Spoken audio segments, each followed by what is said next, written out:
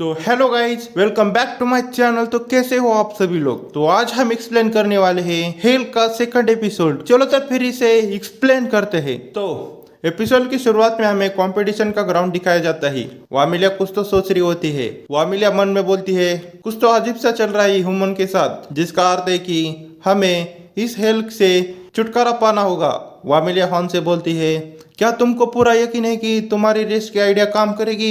Horn हंसता है।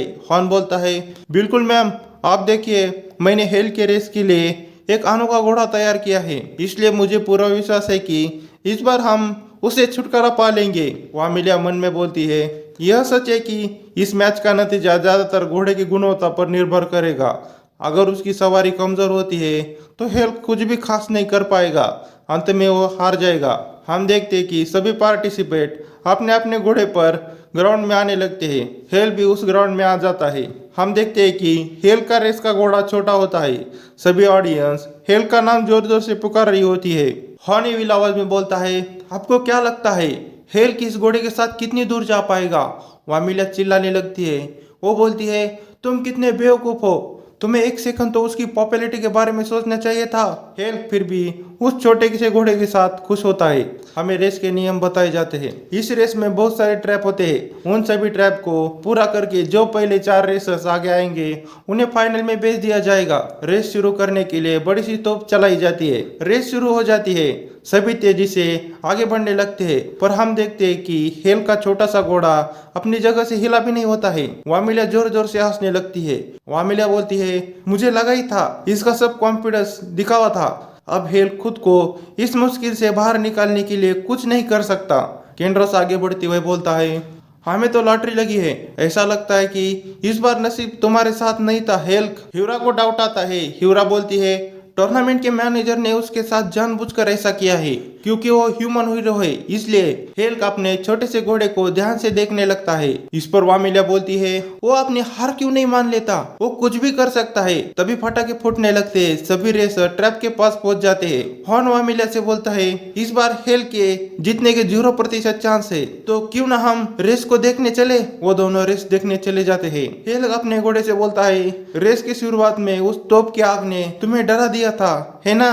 कोई बात नहीं, सुनो आप सब ठीक है, तुम चिंता मत करो, हम निश्चित रूप से बाकी सभी लोगों को पकड़ लेंगे। तुम्हारी बॉडी छोटी हो सकती है लेकिन तुम्हारे अंदर बहुत पावर छुपी हुई है। मेरा भरोसा रखो, तुम में बहुत क्षमता है, तुम कर सकते हो, तुम जरूर कर सकते हो। हेल्क अपने घोड़े का कॉन्फिडेंस बनाने लगता है। सीन चेंज हो जाता है। सभी खिलाड़ी ट्रैप से बचते हुए उनमें फंसते हुए आगे बढ़ने लगते हैं। वामिलिया रेस को देख रही होती है। वामिलिया बोलती है यह ट्रैप काफी कठिन दिख रहा है। इस पर हॉर्न बोलता है यह अन्य पार्टिसिपेंट के लिए कठिन हो सकता है, लेकिन इस ट्रैप को हेल के लिए डिजाइन किया गया था। तभी हम देखते हैं कि ह्यूरा उसके आगे बढ़ रहे केंड्रोस पर कुनाई से हमला करती है। केंड्रोस उन कुनाई के हमले से बचता है। केंड्रोस बोलता है आखिर तुम्हारा प्रॉब्लम क्या है। ह्यूरा बोलती है मुझे नंबर 1 बनने का कोई जरूरत नहीं है, लेकिन मेरे सामने कोई दौड़ रहा है उससे मुझे नर्वस फील होता है। तो तुम अपने आप को बचाना चाहते हो तो मेरे पीछे आ जाओ। हॉर्न बोलता है वो दोनों ह्यूरा और केंड्रोस है। उन दोनों ने अच्छे रिकॉर्ड के साथ टूर्नामेंट में सफलता हासिल की है। विशेष रूप से ह्यूरा, उसका कॉम्बैट लेवल टॉप क्लास है। उन दोनों में से एक निश्चित रूप से डिमांड लॉर्ड हो सकता है। तभी कॉमेंट्री करने वाली लड़की चिल्लाने लगती है। हेल्क अपने घोड़े के साथ तेजी से आ रहा होता है। वामिलिया चिल्लाते हुए बोलती है मुझे पता ही था वो अपनी हार ऐसे ही नहीं मान सकता। हॉर्न बोलता है लेकिन वो छोटा सा घोड़ा इतनी तेजी से कैसे भाग रहा है, मुझे भरोसा नहीं हो रहा। हम देखते हैं कि हेल्क अपने घोड़े के साथ वो खुद भी दौड़ रहा होता है। वामिलिया बोलती है उसे देखो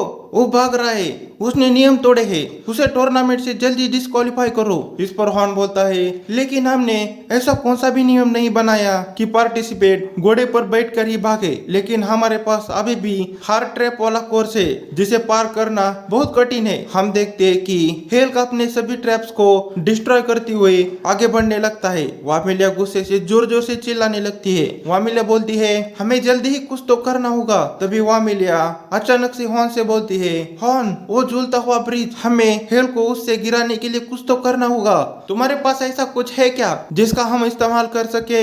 इस पर हॉर्न बोलता है, हमारे पास माइन के लिए इस्तेमाल किए जाने वाले एक्सप्लोजन है। वामिला कहती है, इसे जल्दी ब्रिज के बीचों बीच लगा दो, हम ब्रिज को तबाह कर देंगे और आधे बीच में ऑयल को बिछा देंगे। ऑयल से फिसलते रहने के कारण उनका टाइम वेस्ट होगा और वो रेस को हार जाएंगे। वामिला हॉर्न से जल्दी करने के लिए बोलती है। डीमन वर्कर्स ऑयल को ब्रिज के ऊपर बिछाने लगते हैं। तभी एक डीमन का पैर ऑयल पर गिरता है और वो फिसल कर दूसरे एक्सप्लोजन लेकर खड़ा डीमन वर्कर को जाकर टकरा जाता है। एक्सप्लोजन गिरने के कारण पूरा ब्रिज ही तबाह हो जाता है। वामिला गुस्से में जोर जोर से चिल्लाने लगती है। तभी हेल्क ब्रिज के इस कोने से दूसरे कोने तक जोरदार जंप लगाता है और तेजी से भागने लगता है। हेल्क तेजी से भागते हुए सबसे आगे वाले रेसर ह्यूरा और किंड्रोस के पास पहुंच जाता है। हेल्क उन दोनों को स्माइल देता है और तेजी से उन दोनों से आगे बढ़ने लगता है। तभी किंड्रोस को भी जोश आता है और वो भी घोड़े से उतरकर तेजी से भागते हुए हेल्क के पास पहुंच जाता है। वो दोनों तेजी से भागने लगते हैं। फिर भी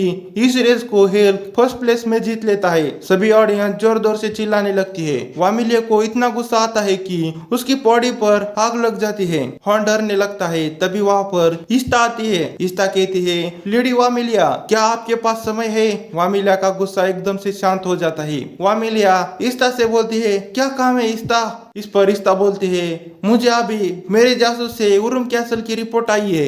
उरुम कैसल शांत और बाधा रहित रहता है। ऐसा लगता है कि एनिमी हम पर हमला करने की तैयारी कर रहा है। हमारा जासूस बिना किसी प्रॉब्लम के कैसल के ग्राउंड में घुसपैठ करने के लिए कामयाब रहा। उसने रिपोर्ट दी कि वहाँ पर कोई भी ह्यूमन नहीं था, लेकिन उसने पूरे कैसल में तैनात 103 पंखों वाले नाइट को वहाँ उपस्थित देखा। उसने वहाँ पर ऐसा एक नाइट देखा जो उन लोगों का लीडर लग रहा था। वामिला बोलती है, उनकी आर्मी हमारे अनुमान से कम है। इस्ता कहती है, लॉर्ड ओरम का धन्यवाद, उन्होंने उनके रैन को कम कर दिया। इस पर वामिला बोलती है, लेकिन सच में इससे कोई फर्क नहीं पड़ता कि उन्होंने कितने नाइट को खो दिया। भले ही 300 नाइट ने हमारे कैसल पर हमला किया हो, फिर भी एक क्षण के लिए भी अपने गार्ड को निराश नहीं कर सकते। हॉर्न बोलता है, लेकिन इतने कम संख्या वाले नाइट ने डीमन लॉर्ड को कैसे हराया? वामिला बोलती है, अभी भी यह स्पष्ट नहीं है। हालांकि हम निश्चित है कि वो नाइट ह्यूमन लैंड से आए थे, हम उन्हें ऐसा ही नहीं जाने दे सकते। वामिलिया अपने आप से कहती है, ईमानदारी से कहूँ तो मेरा मन अभी जाकर उन सभी पंखों वाले नाइट को मिटा देना चाहता है, लेकिन अभी यहाँ हेल को निपटाना बाकी है। तभी वहाँ पर राजुंदर आता है। वो कहता है, ऐसा लगता है कि तुम काफी मुश्किल में हो वामिलिया। उन पंखों वाले नाइट से और हेल हीरो से मेरे पास एक आइडिया है, क्या तुम सुनने के लिए तैयार हो? वामिलिया अजुंदरा को देखती है तो अजुंदरा बहुत कमजोर होता है। अजुंदरा कुछ तो कहने वाला होता है, तभी वो खून की उल्टी कर देता है। वामिलिया उस पर चिल्लाने लगती है। अजुंदरा कहता है, मेरा प्लान है कि हम टूर्नामेंट का फाइनल का मैच उरुम पर रखेंगे। जो कोई नाइट के लीडर को हरा सके और हमारे लिए कैसल को पुनः प्राप्त कर सके, उसे हम नया डीमन लॉर्ड बना देंगे। हम एक पत्थर से 2 शिकार करेंगे। हम पंख वाले नाइट को हमारे अधीन करेंगे और उसी समय पर ही हम हेल को टेस्ट करेंगे कि हेल सच में हमारी तरफ से लड़ना चाहता है या नहीं। इस पर उसका सच बाहर आ जाएगा। इस पर वामिलिया कहती है, हम यहाँ एक ह्यूमन के बारे में बात कर रहे हैं, तुम दूसरे पार्टिसिपेंट को खतरे में डाल रही हो। अजुंदरा कहता है, हेल्क ह्यूमन लैंड का हीरो हो सकता है, लेकिन ह्यूमन की नफरत ने उसे उन्हें खत्म करने के लिए प्रेरित किया है। वामिलिया कहती है, पर हम उस पर भरोसा कैसा कर सकते हैं? वो एक ह्यूमन है। इस पर अजुंदरा बोलता है, हमें उस पर भरोसा करने के लिए उसे उन पंख वाले नाइट के साथ लड़वाने का विचार था। वो नाइट हमारे शत्रु है। हेल्क उन्हें हराने के लिए आगे आया और हमारे लिए उरुम कैसल को पुनः प्राप्त कर सका, तो हम उस पर थोड़ा सा भरोसा कर सकते हैं। वामिलिया बोलती है, लेकिन हम अभी भी नहीं जानते कि वो नाइट ह्यूमन आर्मी का हिस्सा है या नहीं। मुझे समझ नहीं आ रहा उस पर भरोसा करना उचित है या नहीं। अजुंदरा बोलता है, हेल्क एक खतरा है। यदि हम युद्ध में उसके खिलाफ होने के लिए मजबूर किया जाता है, तब हम लोग उससे बच नहीं पाएंगे। मेरा मानना है कि हमें यह पता लगाना चाहिए कि क्या वो कोई ऐसा व्यक्ति है जिसे हम खत्म करना है। अभी भी समय है। तभी अजुंदरा सो जाता है। वामिलिया अपने आप से बोलती है, हेल्प पर भरोसा करना मुश्किल है, हालांकि फाइनल के लिए यह बुरी आइडिया नहीं है। यदि सब कुछ हमारी तरफ हो गया, हमें फायदा ही फायदा होगा। पर एक प्रॉब्लम है। तभी वामिलिया आजुंदरा के कॉलर को पकड़कर उसको जगाने लगती है। वामिलिया बोलती है यदि हेल्क हमारा शत्रु बन गया तो हमारा प्लान क्या है। तभी आजुंदरा हंसता है। आजुंदरा अपने जेब से कुछ तो निकालने लगता है। आजुंदरा बोलता है डरो मत, जब मैं अस्पताल में था तब मैंने डीप ग्रीन रिंग तैयार की है। यह सभी पार्टिसिपेंट को पहनने से वो एक दूसरे को नुकसान नहीं पहुंचा सकते। वामिलिया बोलती है मैं चाहती हूँ कि तुम हेल्थ के बारे में कुछ करने से पहले तुम्हारी सारी शक्ति का इस्तेमाल करो। सीन चेंज हो जाता है। टूर्नामेंट में कमेंट्री करने वाली लड़की उन सभी पार्टिसिपेंट को वो डीप ग्रीन रिंग देती है। वो लड़की उन पार्टिसिपेंट से बोलती है तुम लोगों की फाइनल मैच उरुम कैसल को पुनः प्राप्त करना है, लेकिन डरो मत, सभी पार्टिसिपेंट को सुरक्षित रखना हमारी जिम्मेदारी है। इसलिए एक अत्यंत शक्तिशाली योद्धा वहाँ तुम्हारे साथ रहेगा। मैं उसका परिचय बताती हूँ। तभी वहाँ पर एक लड़की आती है। वो लड़की और कोई नहीं वामिलिया होती है। उसने अपना रूप बदला होता है। वामिलिया अपना नाम एनी बताती है। एनी बोलती है मैं तुम लोगों को मैनेजमेंट करूंगी। जिन शत्रुओं से तुम लड़ोगे वो डीमन लॉर्ड को हराने के लिए काफी शक्तिशाली है। यह आसान लड़ाई नहीं होगी, लेकिन मुझे यकीन है कि तुम सभी लोग काफी स्ट्रांग हो। तुम जीत कर जरूर लौटोगे। डीमन लॉर्ड बनना चाहते हो तो अपना सब कुछ दे दो। सभी लोग तालियां बजाने लगते हैं। यहाँ पर एपिसोड की एक्सप्लेनेशन खत्म होती है। मिलते हैं अगले एपिसोड की एक्सप्लेनेशन में। तब तक के लिए बाय बाय।